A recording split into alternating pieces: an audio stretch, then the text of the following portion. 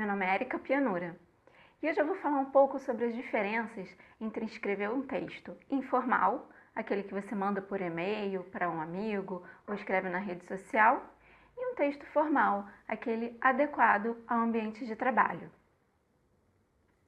Quando tratamos de Business English, aqui focando na escrita, o Business Writing, precisamos utilizar uma linguagem concisa, objetiva e formal.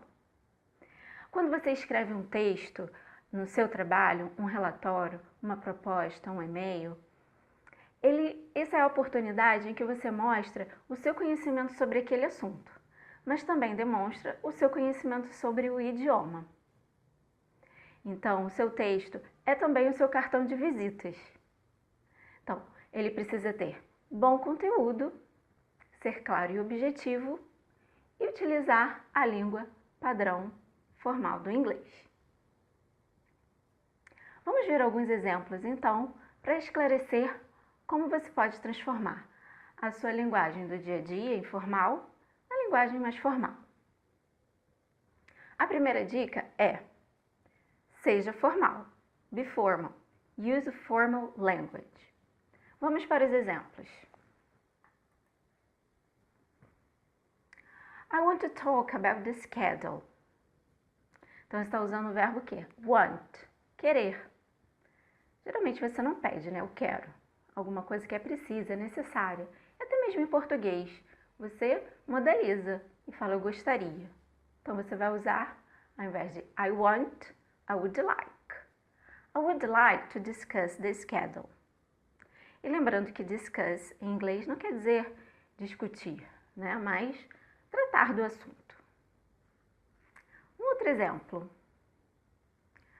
I'll get in touch soon.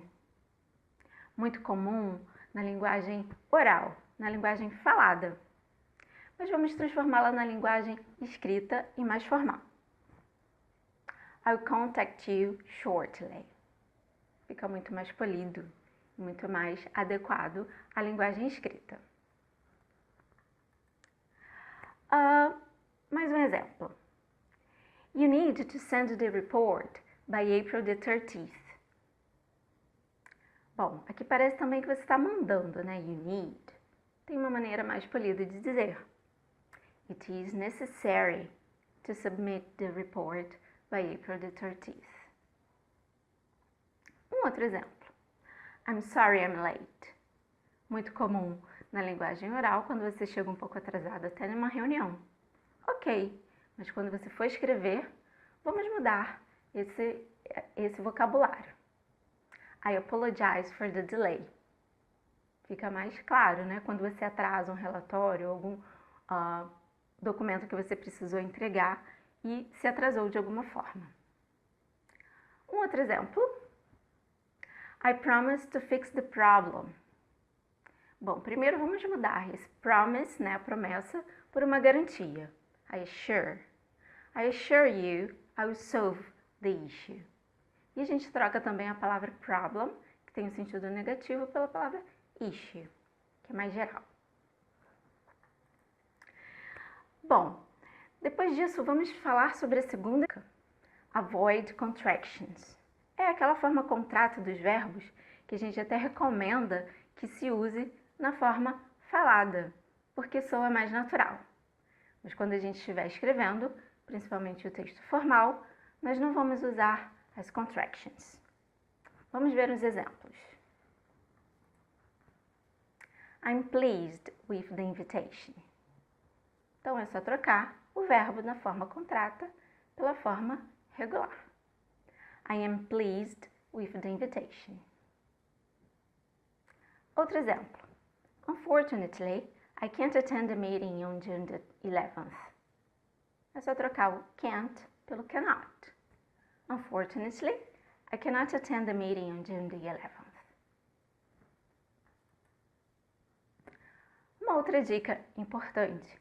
Be concise. Seja direto, seja objetivo, seja conciso.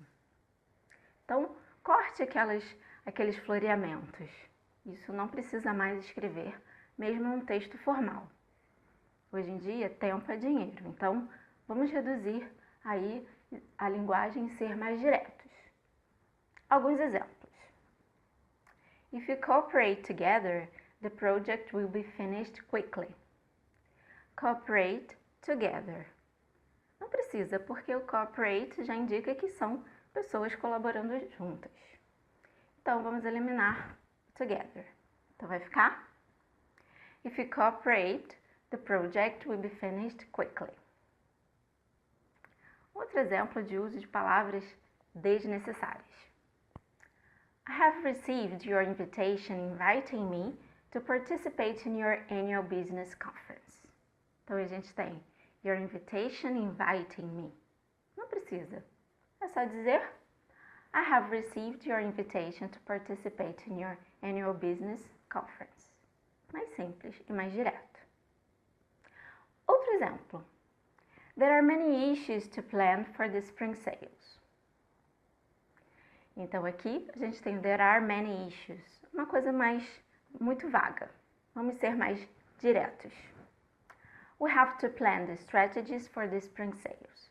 Então aqui você já está dizendo o que você vai fazer, o que você, ou as pessoas, né, tem que fazer, planejar as estratégias. Então fica muito mais direto e claro.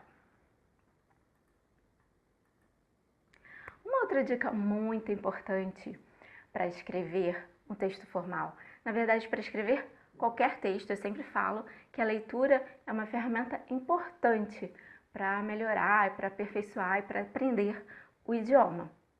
Então aqui, quando você tiver que escrever um texto formal, você vai ter que ler modelos.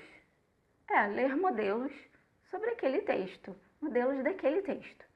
Por exemplo, quando eu falo em modelos, é um texto daquele tipo, daquele mesmo gênero.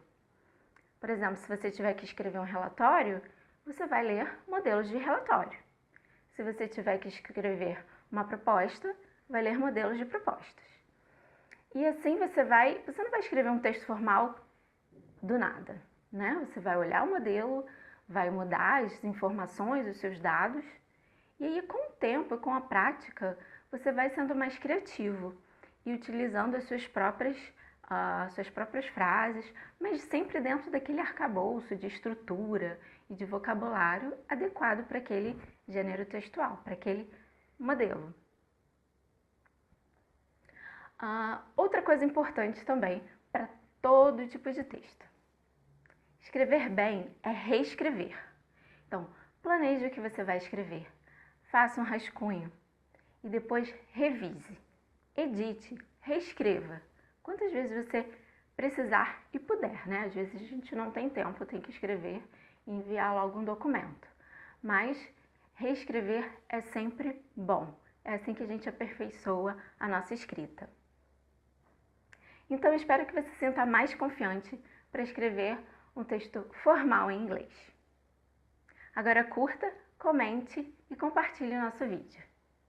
Um abraço e até breve!